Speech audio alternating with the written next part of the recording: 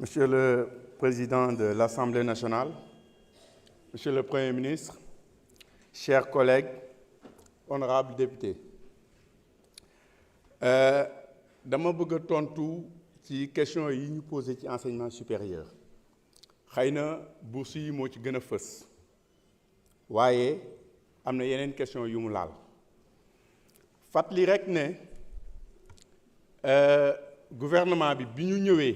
en 2024 bi ñu tëggee agenda national de transformation dañu jël enseignement supérieur recherche et innovation jox ko ci pàcc bu am solo parce que dañu sas ne ñu war nañ mën a arriver à un accès équitable à un enseignement supérieur de qualité dans un environnement propice à la réussite te ñu nekk ci nag Premier ministre di ñu rappeler souvent ne ñu bourse étudiant daf ko ériger en priorité comme salaire fonctionnaire bi ñu ñëwee ba léegi aussi gouvernement bi nekk ci loolu ma mën a wax ne entre 2024 ak 2025 2024 lañ ñëw mais diggante 2024 ak 2025 rek bourse yi jugee na 84 milliards dem 98 milliards muy lu diis ci état Sénégal ma fàttali que ne bu ñu defee comparaison bu ndaw ak dëkk yi ñu wër dama gis ne Côte d'Ivoire ils sont à 39 milliards de bourses te loolu yàggul ça veut dire que Sénégal dinay fay 2,5 fois plus que la Côte d'Ivoire ci bourse récemment may discuter avec ministre enseignement supérieur bu Bénin ma laaj ko ñaata ngeen di fay bourse mu ne ma 12 milliards cela veut dire que Sénégal fay na 8,5 fois plus que le Bénin ci bourse waaye loolu dama ne choix état du Sénégal la depuis des années Sénégal mooy l'un des rares pays bugguma wax Sénégal rek la waaye l'un des rares pays au monde boo xam ne étudiant bu inscrit dans une université publique même privée aussi ku inscrit dans une université publique am nga allocation d'études 77% des étudiants am nañ bourse 23% ñoo ci am aide ci misaal bu ndaw boo jëlee année 2024 bi 193 000 étudiants lañ am dans le public les 153 000 amoon nañ bourse 77% am nañ bourse cela veut dire que ñu ngi def ay jéego yu mag ci bourse yi fii ci Sénégal et pour ñëw nag ci question UCAD ak UGB nga xam ne dafa amoon ay yëngu-yëngu waaw le 17 octobre étudiants yi dañoo xëy di grève waaye dafa fekk 17 novembre je veux dire excusez-moi mais dafa fekk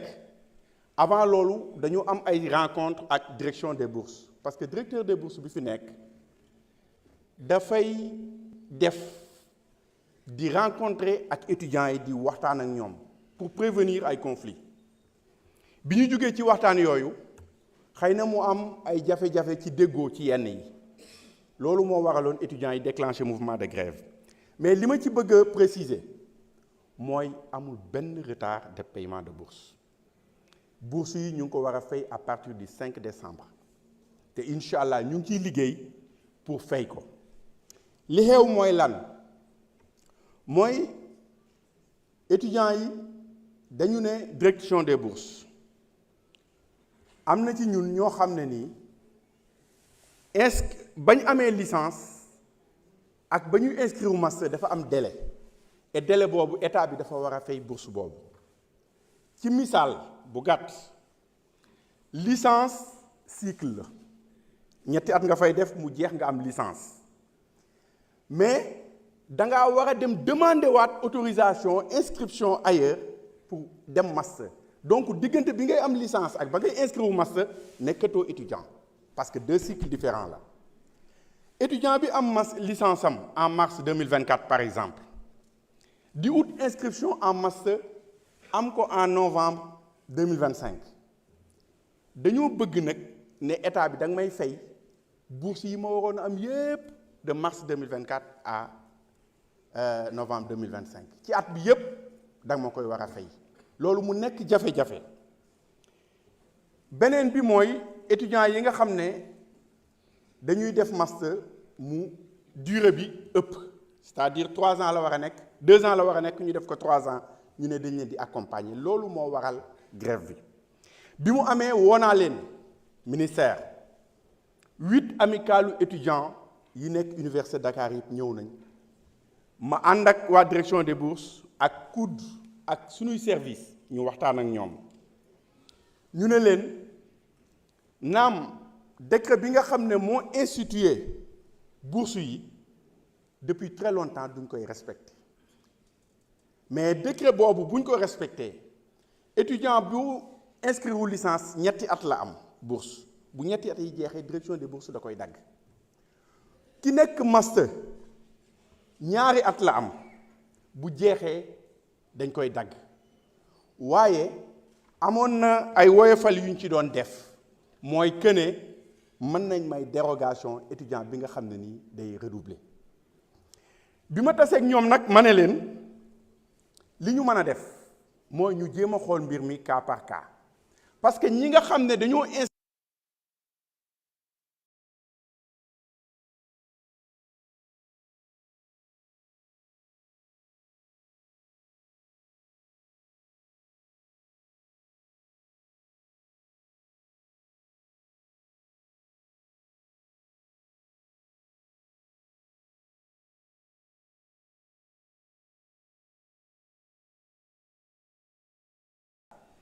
ma ne leen aussi dañuy continuer discussion yi parce que man dama naan enseignement supérieur dafa nekk secteur boo xam ne boo ci nekkee foog ngay waxtaan ak les acteurs muy les enseignants muy les étudiants muy les PATS mooy personnel administratif technique et de service ma ne leen dañuy continuer discussion yi waaye nañu respecter décret bi nga xam ne nii moo institué bourse yi muy décret 94 963 du 12 août 2014 et décret boobu dafa wax ne étudiant bu am 30 ans waratul am mënul am bourse sauf bu nekkee doctorat muy beneen bi mooy il faut nga inscrire à l'université pour mën a am bourse mais tant que inscrire woo mënoo am bourse te mënoo ko réclamer beneen bi ci des mooy bourse bi buñ la ko joxee 2 at lañ la koy jox mooy li ma wax léegi ci master waaye boo redoubler mën nañ la defal dérogation 1 at 3 at lañ la koy jox également ci licence jox la ko 3 at ci doctorat léegi nag ñun ñu ngi fi dañuy continuer di discuter avec étudiants yi te yaakaar nañ ne incha allah dinañ mën a trouver une solution parce que loolu mooy li tax ñu teg ñu fi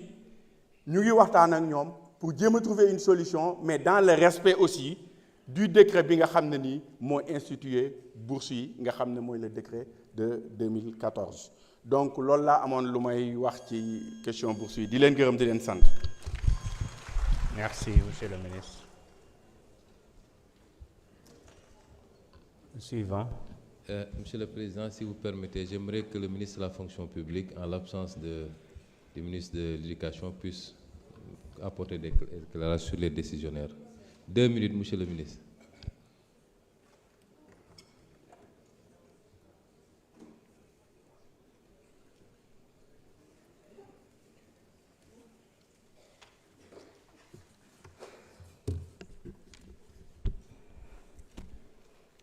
Merci,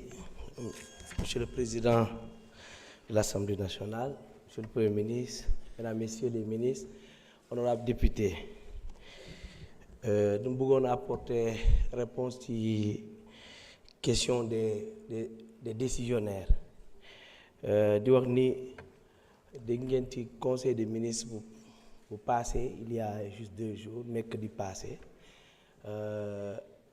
adopté nañu ñaari décret mooy décret 2006-392 bi complété décret numéro 77-980